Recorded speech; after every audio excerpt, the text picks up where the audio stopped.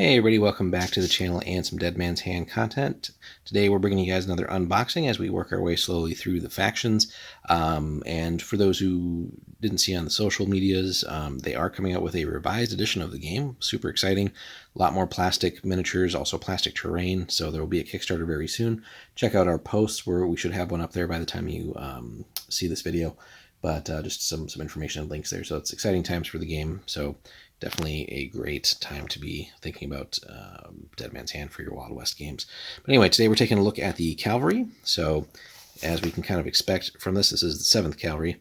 But yeah, we get 7 figures and then also Cavalry rules for the card here. But good little bunch of figures here. And again, you can almost supplement with more figures from this range or some of the other manufacturers that are out there and at the same scale.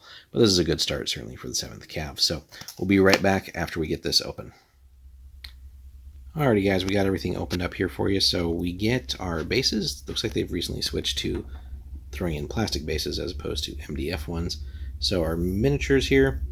So we have our 7th Cavalry. So NCO. In scenes without an officer, one trooper acts as an NCO, receiving a -1 bonus to his nerve. Again, if you're playing it that way, sure. If you want to just play kind of like heads-up competitive with just strictly focusing on the points and not scenes and stuff like that, we've tended to rule like, hey, just give this as an ability anyway. So, but this is a little bit more geared towards some of the thematic scenes that are in the game. Still a neat ability though, so you don't always have to spend that extra point or two on your big boss. But their main ability here is 7th Cav. Do not receive a -1 penalty for shooting with a carbine when they take 2 move actions, which makes them a very fluid force, able to get around and get into good positions. So yeah, being able to move twice and then not have a penalty for that is huge. It's almost like kind of getting an aim if you stand still. So you have that in your sort of repertoire as far as tactics go with the force here. So running a lot of carbines does make this a pretty potent force that can move around and still hit hard. And then as well, the bugle. Any trooper may be designated as the troop's bugler. So there is a model here that does have one on his back. So whilst alive, the gang receives an additional +1 to any big nerve tests that have to be taken. This ability works whether the officer is present or not. So if it's getting to that point where you're losing guys and stuff like that, and you are having to take a big nerve test, you kind of want to keep the bugler alive as long as possible just to have that extra bonus. That being said, I kind of wish it worked a little bit differently, because if things are already that bad to where you're taking a big nerve test, you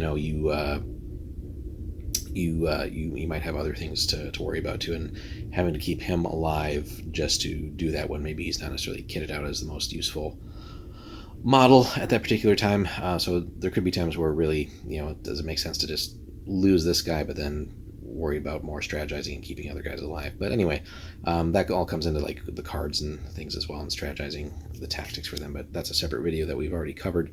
But anyway, the models here, really good stuff. Again, a lot of cleanup though.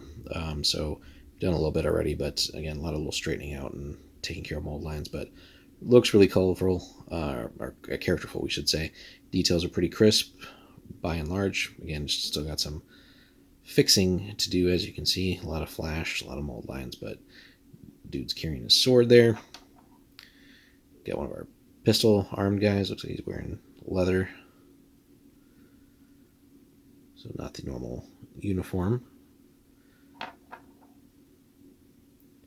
This guy looks like one of our carbine guys. Again, a little bit of work to do here, but you get the ammo belt.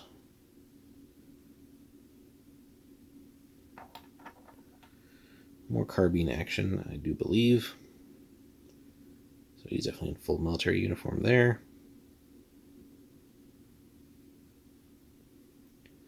And you got some of the kit that they carry, so that's cool that they included those details. Yet another carbine. Could potentially run it as a repeater if you needed to. Again, knives and kit. Good stuff there. Kind of wish that, given that these guys all have knives too, that they would have a little bit more of a close combat rule as well, like some of the other factions. I know the captain does have a sword option as well. I think that gives him some bonus, if I recall correctly off the top of my head. Again, more long range.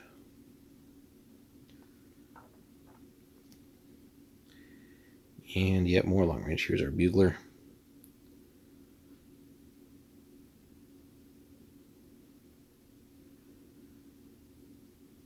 But yeah, so very good looking stuff here.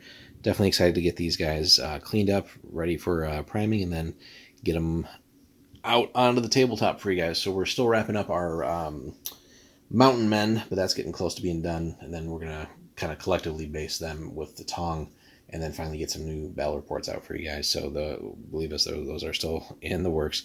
So we might be able to get one filmed this weekend. We'll see how things go. I know we got some other battle reports that we're also in the process of filming.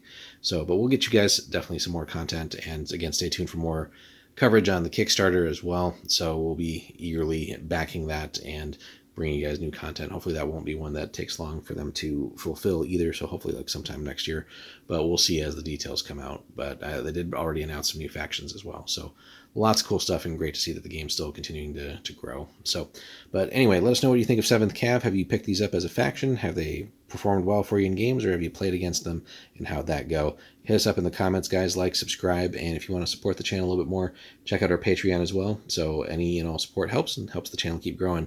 Thanks so much for watching.